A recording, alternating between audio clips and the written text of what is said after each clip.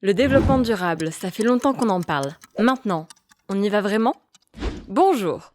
Il y a 3 grandes raisons qui poussent les gens à s'engager dans le développement durable. Un tiers des gens vont y aller par conviction personnelle, par militantisme, quête de sens, ou simplement lorsqu'ils prennent conscience de l'impact de leurs décisions et qu'ils tentent d'aligner leurs actes avec leurs valeurs. Le jour où je réalise que les jouets que j'achète à mes enfants ont été fabriqués par d'autres enfants dans des conditions intolérables, ou que le mégot que je jette dans la rue ne disparaît pas comme par magie, mais finit dans l'océan, j'ai un peu plus de mal. Un tiers s'engage par peur des risques. Que je sois écolo ou pas, humaniste ou pas, je sais que me retrouver à la une des journaux parce que j'ai trafiqué mes moteurs diesel, provoqué des marées noires ou des suicides à répétition dans mes équipes, cela coûte cher. Le dernier tiers bouge plutôt par opportunisme. Les gens veulent du bio, de l'équitable, des panneaux solaires et des vélos électriques. Alors fabriquons-en et vendons-leur. Et évidemment, on est tous un mix de tout ça. Et la bonne nouvelle, c'est que depuis pas longtemps, on a aussi ceux qui bougent juste parce qu'ils ne veulent pas être vus comme les derniers à monter dans le train. Et ça, c'est le signe que le système bouge, voire qu'il est prêt à basculer. Prêt à embarquer ? Le développement durable. Il est sur toutes les lèvres. Et pourtant, quand on regarde les enquêtes, on se rend compte que ce n'est pas toujours très clair. Mais de quoi on parle vraiment ? Une façon simple de le comprendre, c'est de s'intéresser à l'évolution des conditions de vie. Si on prend du recul et qu'on regarde ce qui s'est passé depuis que l'homme existe, on se rend bien compte que cette évolution n'est pas du tout linéaire. Elle est restée très lente pendant des dizaines de milliers d'années. Les changements entre la vie d'un individu et celle qu'avaient vécu ses parents et ses grands-parents étaient assez minimes jusqu'à un point de rupture qui va générer des changements absolument colossaux en à peine 2 siècles. La révolution industrielle. C'est le point de départ d'un ensemble de transformations absolument géniales qui vont petit à petit rendre l'homme un peu moins dépendant de son milieu. Progrès technologique, hygiène, santé, création de richesses et explosion du niveau de vie. On parle de la grande accélération. Si on veut prendre conscience de l'ampleur de cette accélération, regardons simplement l'espérance de vie. À la Révolution française, après des milliers d'années d'évolution, elle est en moyenne de 28 ans en France. Elle va exploser en 2 siècles, passant à 40 ans en 1900 et à 80 ans en 2000.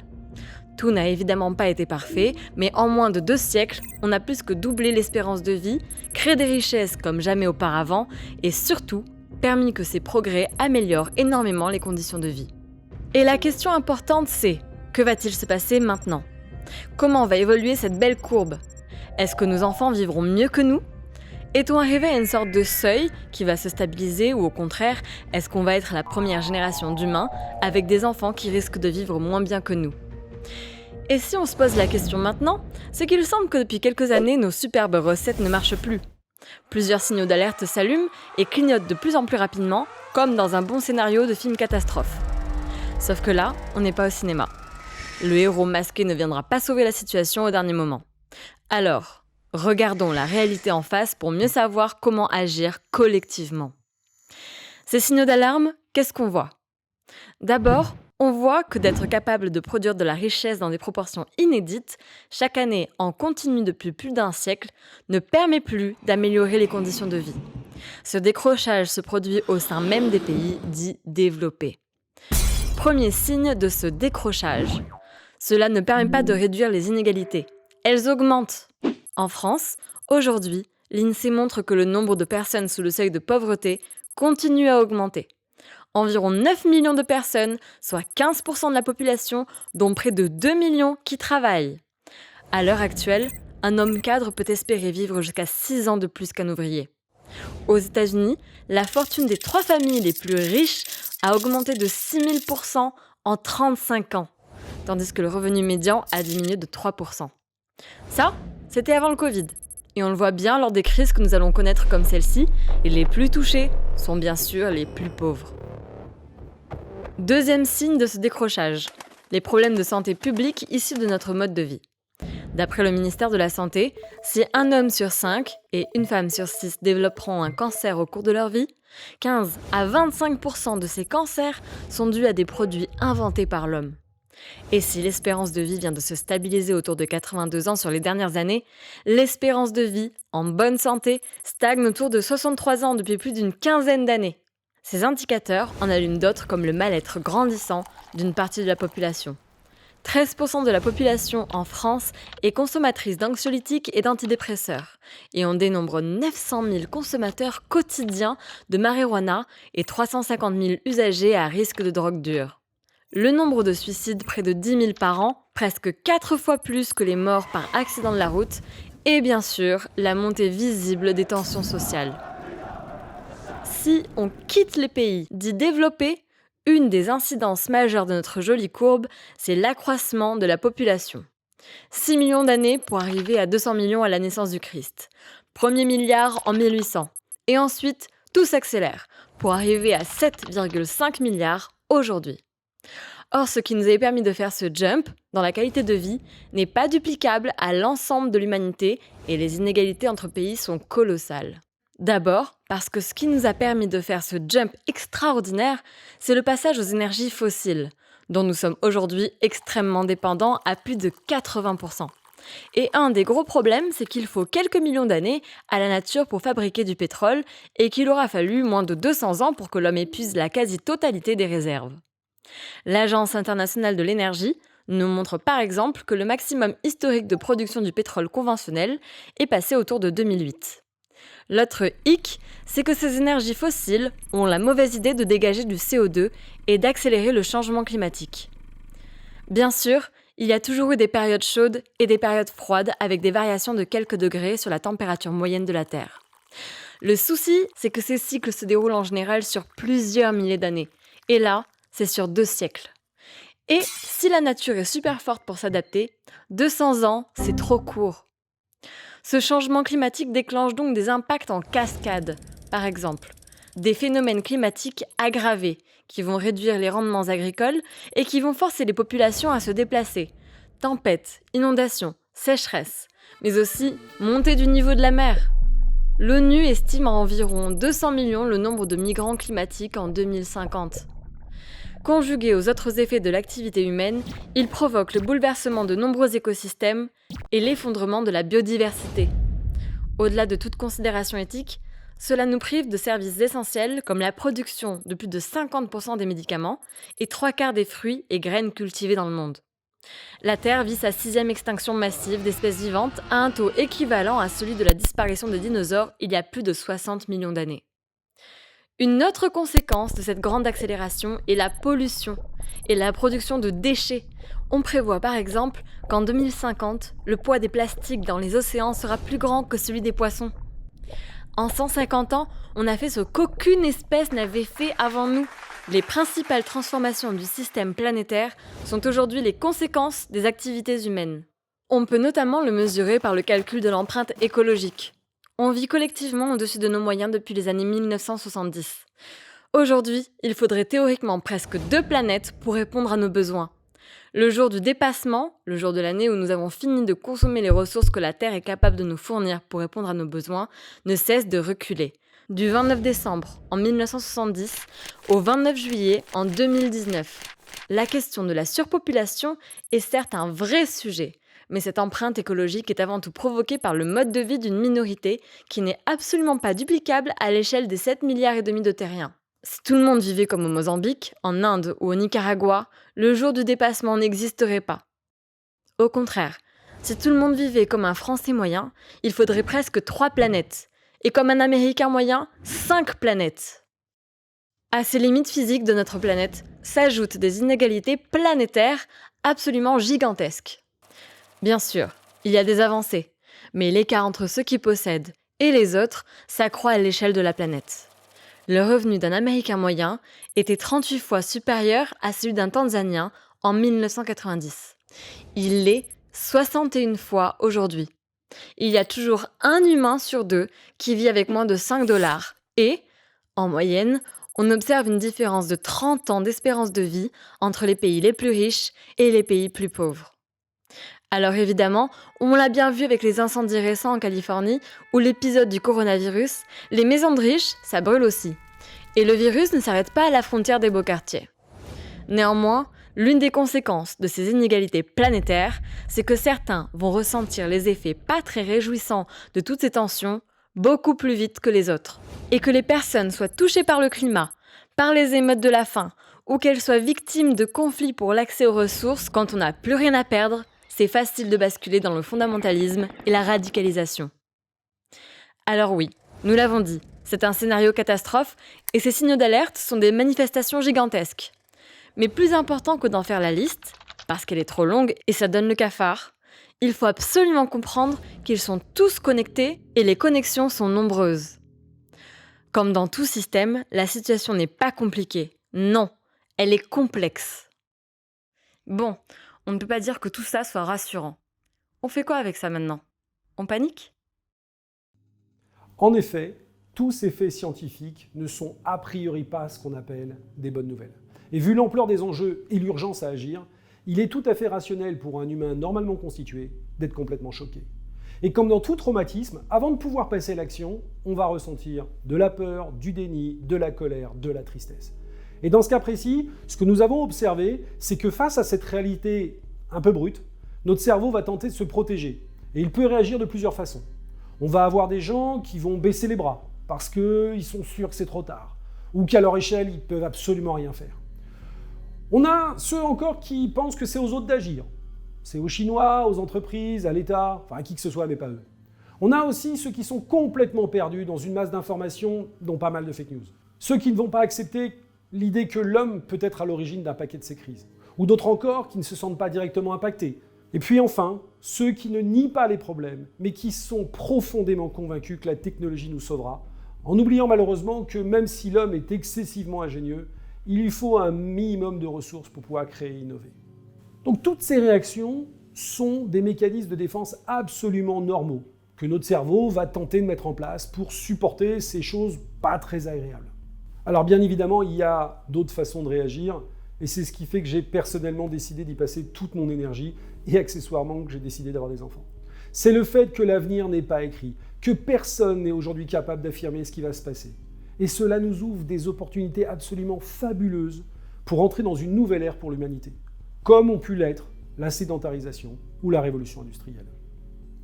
Malgré l'énormité des enjeux, on a quand même quelques très bonnes raisons d'être optimiste. D'abord, le savoir accumulé est colossal. Et de façon générale, on connaît les problèmes et les causes. Dans la plupart des cas, on connaît les solutions. Et quand on décide d'y aller, ça marche. Comme ça marche, il y a de plus en plus de gens qui y vont. Mais surtout, on ne part pas de rien. Ça fait un paquet d'années que des gens très bien, des scientifiques, des militants, mais aussi des industriels et des diplomates, sont conscients de ces enjeux et s'activent pour aller vers un futur souhaitable. Alors, on est loin d'avoir tout résolu, mais on a quand même pas mal travaillé pour imaginer comment l'économie pourrait continuer à prospérer de façon réaliste. C'est-à-dire en permettant aux conditions de vie de continuer à s'améliorer et en prenant en compte les limites physiques de notre écosystème. C'est ce qu'on appelle le développement durable.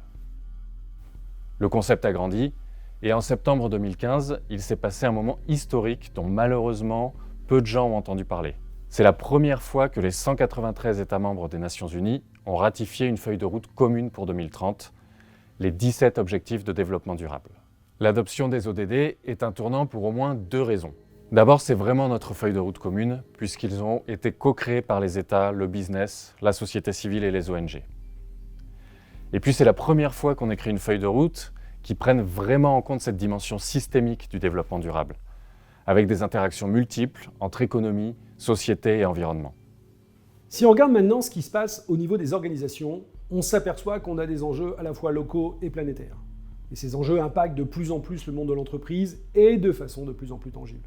D'abord, les entreprises prennent enfin conscience qu'elles évoluent dans un environnement fini, au sens qu'il y a des limites physiques. La Terre fait 13 000 km de diamètre, c'était vrai il y a 3000 ans, ce sera vrai dans 3000 ans. Et les ressources qui sont transformées pour faire tourner la machine économique ne sont pas infinies. Et comme jusqu'à présent, personne n'a prévu de délocaliser son entreprise sur Mars, il va falloir faire avec. Ensuite, on constate que si notre système économique est devenu extrêmement efficace, on a accès à peu près à tout, très vite, à peu près tout le temps, il a en revanche énormément perdu en résilience. Et dès qu'un petit grain de sable perturbe ses flux, ça peut être des canicules, des incendies gigantesques, des tempêtes un peu plus souvent, ou une variation du prix de l'énergie, ou encore la transmission d'un virus, tout cela prend des proportions gigantesques, tant pour l'économie en général que pour les entreprises qui se retrouvent en difficulté. Et en même temps, on n'a jamais accumulé autant de savoir Et on vit actuellement des ruptures technologiques majeures qui accélèrent forcément le changement. D'autant que les attentes et les comportements des parties prenantes changent aussi très vite, ce qui va complètement bouleverser la manière dont les entreprises gèrent leurs risques ou mesurent leurs performances. On montre que les salariés sont de plus en plus en quête de sens et d'alignement des valeurs. Les mouvements étudiants montrent combien les futurs recrues cherchent des entreprises qui soient alignées avec la société. Certains salariés deviennent même des lanceurs d'alerte. De leur côté, les consommateurs ont aussi énormément changé leur comportement d'achat. Que ce soit le bio, l'équitable, les véhicules électriques, les green tech, ce sont ces secteurs qui ont des taux de croissance à 2 chiffres. La traçabilité et l'accès à l'information, avec par exemple des applis numériques qui permettent d'analyser les produits, accélèrent aussi ce mouvement. Les clients grands comptes deviennent de plus en plus exigeants sur la maîtrise de la chaîne de valeur, notamment parce qu'ils doivent aussi gérer les risques. Les marchés publics intègrent de plus en plus de clauses liées au développement durable. Les ONG ont elles aussi pas mal évolué dans leurs pratiques. Si elles appellent toujours à boycotter certains produits, elles vont aussi promouvoir des démarches responsables d'entreprises vertueuses. Elles classent par exemple les entreprises les moins polluantes ou les plus respectueuses des droits humains. On voit aussi des changements chez les investisseurs et les actionnaires. On a des grands fonds d'investissement qui excluent par exemple les énergies fossiles, ou des banques qui s'orientent sur le 100% investissement socialement responsable. Enfin, la législation évolue aussi très vite. Si on prend la France par exemple, on a eu une grande accélération avec le Grenelle de l'environnement, puis la modification de la Constitution, aujourd'hui la Convention citoyenne pour le climat, et demain le Green Deal européen. On le voit bien, le mouvement est lancé. Et il s'accélère. Au-delà de tous ces leviers, on a plus fondamentalement une formidable opportunité de repenser les systèmes. En remplaçant l'extraction par le renouvelable et la réutilisation, le linéaire par le circulaire, les énergies fossiles par les énergies renouvelables, le gaspillage par le zéro déchet, le développement durable devient une formidable source d'innovation tout au long de la chaîne de valeur. Et là aussi, ça s'accélère. L'éco-conception et le design permettent de fabriquer des produits imaginés dès le départ pour maximiser leur durée de vie, être démontés, réparés, réutilisés, le contraire de l'obsolescence programmée. Que ce soit des téléphones ou des machines à café, on voit des nouveaux produits rentrer dans notre consommation quotidienne qui viennent challenger les marchés existants, avec des gains sur la consommation de matières premières, sur l'énergie, sur les coûts de maintenance, de retraitement des déchets ou de dépollution. Le phénomène des low-tech est assez intéressant parce qu'il montre que l'innovation ne rime pas toujours avec nouvelles technologies.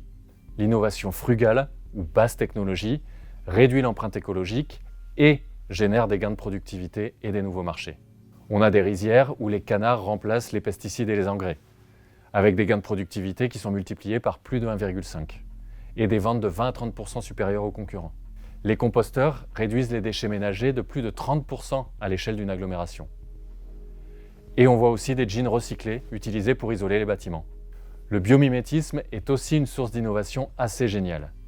Ça consiste à copier ce qui existe déjà dans la nature. Le nez du TGV japonais optimise ses performances en imitant le bec du martin-pêcheur. Les systèmes de climatisation passive s'inspirent de la circulation de l'air dans les termitières. Au niveau des usages, les modèles d'affaires se transforment aussi assez vite. On a l'économie de partage ou l'économie de la fonctionnalité, où l'on consomme un service plutôt que d'acheter un produit. On vend par exemple de la lumière plutôt que des ampoules. On vend du kilomètre et plus des pneus et des voitures. On vend des abonnements à des vélos en libre-service. Et évidemment, contrairement à un vendeur de vélo, si je loue le service, il vaut mieux pour mon modèle d'affaires que le vélo dure le plus longtemps possible. Privilégier la réutilisation, la réparation, la collecte et le recyclage pour éradiquer le gaspillage a tout juste commencé à montrer son potentiel d'accélération.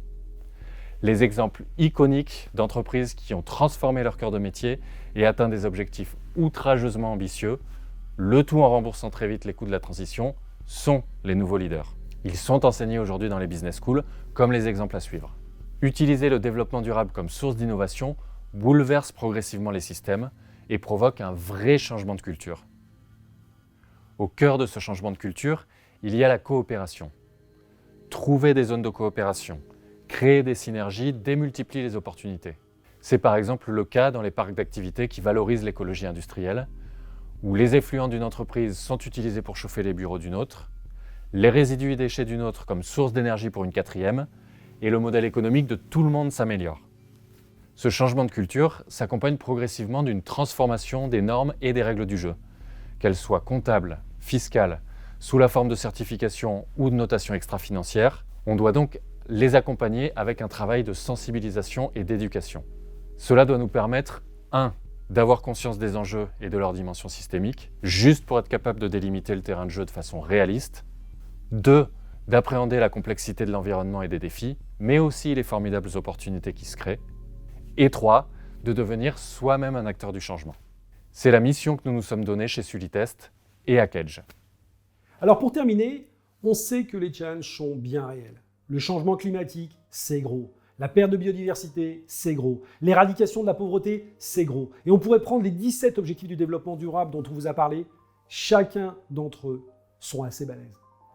Mais l'humanité est aussi à un moment d'opportunité absolument fabuleux. Un point de bascule.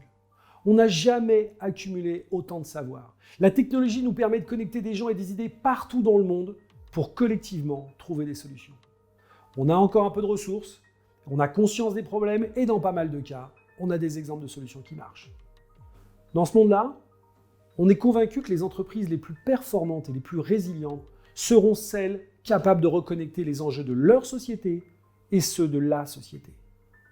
On vous souhaite sincèrement de prendre beaucoup de plaisir à devenir les acteurs du changement dont le monde et votre entreprise ont besoin.